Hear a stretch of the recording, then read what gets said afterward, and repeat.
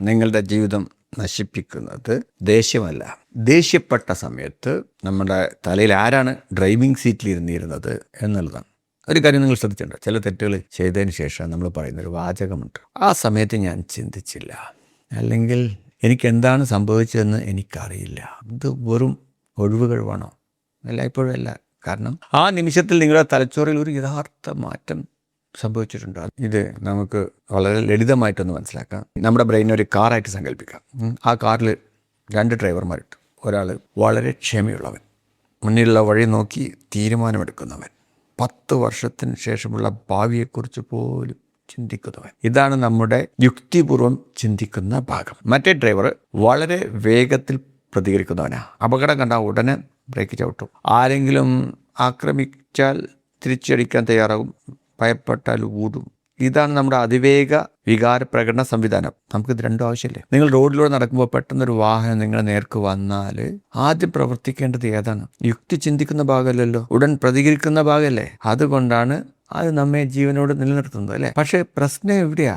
ഓരോ ചെറിയ കാര്യത്തിനും ജീവൻ അപകടത്തിലാണെന്ന് അത് തെറ്റിദ്ധരിച്ചാൽ, അത് ഒരാൾ നിങ്ങളെ വിമർശിച്ചു, നിങ്ങളുടെ ബിസിനസ് ഐഡിയയെ തള്ളിക്കളഞ്ഞു, അല്ലെങ്കിൽ ഭാര്യ ഒരു അഭിപ്രായം പറഞ്ഞു, അല്ലെങ്കിൽ ഭർത്താവെന്ന് ശബ്ദമുയർത്തി, ഒരു ജീവനക്കാരൻ ഒരു തെറ്റ് ചെയ്തു. യഥാർത്ഥത്തിൽ ഇവ ജീവൻ നഷ്ടപ്പെടുത്തുന്ന സാഹചര്യങ്ങളാണോ? പക്ഷേ നമ്മുടെ ഉള്ളിൽ വർഷങ്ങളായി അടിഞ്ഞുകൂടിയ ഭയങ്ങളും മുറിവുകളും ചിലപ്പോൾ ഇവയെ അപകടമായിട്ട് വ്യാഖ്യാനിക്കും. അവിടെയാണ് പ്രശ്നം തുടങ്ങുന്നത്. ആ നിമിഷത്തിൽ വികാരം സ്റ്റിയറിംഗ് പിടിച്ചെടുക്കും, യുക്തി പിന്നിലിരിക്കും. പിന്നീടാണ് നമ്മൾ സംസാരിക്കുക, പിന്നീടാണ് നമ്മൾ ഖേദിക്കുക. ഇത് കേൾക്കുമ്പോൾ ചിലർ ചോദിക്കും, അപ്പോൾ നമുക്കൊരു ഉത്തരവാദിത്വം ഇല്ലേന്ന്. തീർച്ചയായിട്ടും ഉണ്ട്. തലച്ചോറിൻ്റെ പ്രവർത്തനം മനസ്സിലാക്കുക എന്നതാണ് നമ്മുടെ ഏറ്റവും വലിയ ഉത്തരവാദിത്വം. തെറ്റിനെ ന്യായീകരിക്കാനുള്ള ലൈസൻസ് ഒന്നുമല്ല ഇത്, പക്ഷേ തെറ്റ് ആവർത്തിക്കാതിരിക്കാനുള്ള, ഇതിങ്ങനെ ചിന്തിച്ചാലേ ആവർത്തിക്കാതിരിക്കാൻ പറ്റുള്ളൂ. ഒരു കാർ ഓടിക്കാൻ പഠിക്കുന്ന മനുഷ്യന് ബ്രേക്ക് എങ്ങനെ പ്രവർത്തിക്കുന്നു എന്ന് പഠിക്കുന്നത് പോലെ തലച്ചോറിനെ മനസ്സിലാക്കുന്ന മനുഷ്യൻ വികാരങ്ങൾ എപ്പോൾ സ്റ്റിയറിംഗ് പിടിക്കും എന്ന് പഠിക്കണം.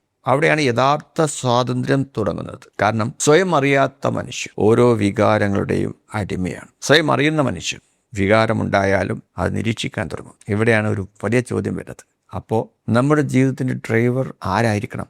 ദേഷ്യത്തെ ഇല്ലാതാക്കാൻ കഴിയുമോ? കഴിയില്ല. ഭയത്തെ ഇല്ലാതാക്കാൻ കഴിയുമോ? കഴിയില്ല.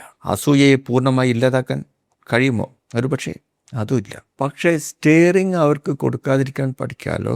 അതാണ് പരിശീലനം, അതാണ് മാനസിക പക്വത, അതാണ് വലിയ പെർഫോമൻസ് നേടുന്ന ആളുകൾ പതുക്കെ പഠിക്കുന്നത്. അവർക്ക് ദേഷ്യം വരില്ല എന്നല്ല, അവർക്ക് ഭയം ഉണ്ടാകില്ല എന്നല്ല, അവർക്ക് സമ്മർദ്ദമില്ല എന്നല്ല. പക്ഷേ ഏത് വികാരത്തിന് സ്റ്റിയറിംഗ് കൊടുക്കണം, ഏത് വികാരത്തോട് കുറച്ച് സമയം ഒന്ന് വെയിറ്റ് ചെയ്യുക എന്ന് പറയണം. ഞാൻ ഇപ്പോൾ തീരുമാനമെടുക്കാം, അത് കുറച്ചൊന്ന് വെയിറ്റ് ചെയ്ത് ഞാൻ ഇപ്പോൾ തീരുമാനിക്കാം അവരെ പരിശീലിപ്പിക്കുകയാണ്. അതുകൊണ്ടാണ് ഞാൻ ഓരോ പ്രൊഫഷണൽസിനോടും സംരംഭകരോടൊക്കെ ഇങ്ങനെ പറഞ്ഞത്, നിങ്ങളുടെ ബിസിനസ്സിൻ്റെ വളർച്ച നിങ്ങളുടെ മാർക്കറ്റിംഗ് പ്ലാനിങ്ങിൽ മാത്രമല്ല, ഒരു സമ്മർദ്ദ നിമിഷത്തിൽ നിങ്ങളുടെ ബ്രെയിൻ എങ്ങനെ തീരുമാനമെടുക്കുന്നു എന്നതിലും ആശ്രയിച്ചിരിക്കും. IES ഇന്നർ എനർജി ആക്ടിവേഷൻ സിസ്റ്റത്തിൽ നമ്മൾ വളരെ പ്രാധാന്യം നൽകുന്ന ഒരു കാര്യം ഇതാണ്: അറിവ് മാത്രം മനുഷ്യനെ മാറ്റില്ല. അത് നിങ്ങൾക്ക് അറിയാം, അല്ലേ? ആ അറിവ് ഏറ്റവും സമ്മർദ്ദമുള്ള നിമിഷത്തിലും പ്രവർത്തിക്കുന്ന ഒരു നാഡീവ്യവസ്ഥയെ വളർത്തിയെടുത്താൽ മാത്രമേ അത് പ്രവർത്തിക്കുള്ളൂ. കാരണം നിങ്ങളുടെ മികച്ച തീരുമാനങ്ങൾ എടുക്കുന്നത് ശാന്തമായിട്ടുള്ള ദിവസങ്ങളിലല്ല, ചിലപ്പോൾ കൊടുങ്കാറ്റിൻ്റെ ഇടയിലാണ്. അപ്പോൾ ഒരു ചെറിയൊരു പരിശീലനം ഇപ്പോൾ നമുക്ക് ചെയ്യാം. ഇനി ഒരു തവണ നിങ്ങൾക്ക് ശക്തമായിട്ടുള്ള ദേഷ്യം വരുമ്പോൾ ഉടനെ കയറി സംസാരിക്കരുത്. ഓക്കെ, ഒന്ന് പരിശീലിക്കണം കേട്ടോ. മനസ്സിലൊരു ചോദ്യം ചോദിക്കണം, ഇപ്പോൾ സ്റ്റിയറിംഗ് പിടിച്ചിരിക്കണം ആരാ? അതൊക്കെ ചോദിക്കണമെങ്കിൽ പരിശീലനം നല്ലോണം വേണ്ടി വരും. വികാരമാണോ അതോ ബോധമാണോ? ഈ ഒരു ചോദ്യം നിങ്ങളുടെ ജീവിതത്തിൽ 100 കണക്കിന് വഴക്കുകൾ ഒഴിവാക്കാൻ നിങ്ങളെ സഹായിക്കും. ഇതൊന്ന് ഓർത്തു വെക്കുക. നിങ്ങളുടെ വികാരങ്ങൾ നിങ്ങളുടെ ശത്രുക്കളല്ല, പക്ഷേ അവ സ്റ്റിയറിംഗ് പിടിച്ചാൽ നിങ്ങളുടെ ജീവിതം അപകടത്തിലാകാം. അടുത്ത എപ്പിസോഡിൽ നല്ല മനുഷ്യർ എന്തുകൊണ്ടാണ് ചിലപ്പോൾ വളരെ മോശമായ കാര്യങ്ങൾ ചെയ്യുന്നത്, എന്തുകൊണ്ടാണ് നല്ല അച്ഛൻ ചിലപ്പോൾ ക്രൂരനാകുന്നത്, നല്ല ഭർത്താവ് ചിലപ്പോൾ വേദനിപ്പിക്കുന്നത്, നല്ല നേതാവ് ചിലപ്പോൾ തെറ്റായ തീരുമാനമെടുക്കുന്നത്, ഒരു മനുഷ്യൻ്റെ ഉള്ളിൽ ഒരേ സമയം നല്ലവനും തെറ്റുകൾ ചെയ്യുന്നവനും എങ്ങനെയാണ് ഒരുമിച്ച് ജീവിക്കുന്നത്, അതാണ് നമ്മൾ അടുത്ത എപ്പിസോഡിൽ നമ്മൾ അന്വേഷിക്കാൻ പോകുന്നത്.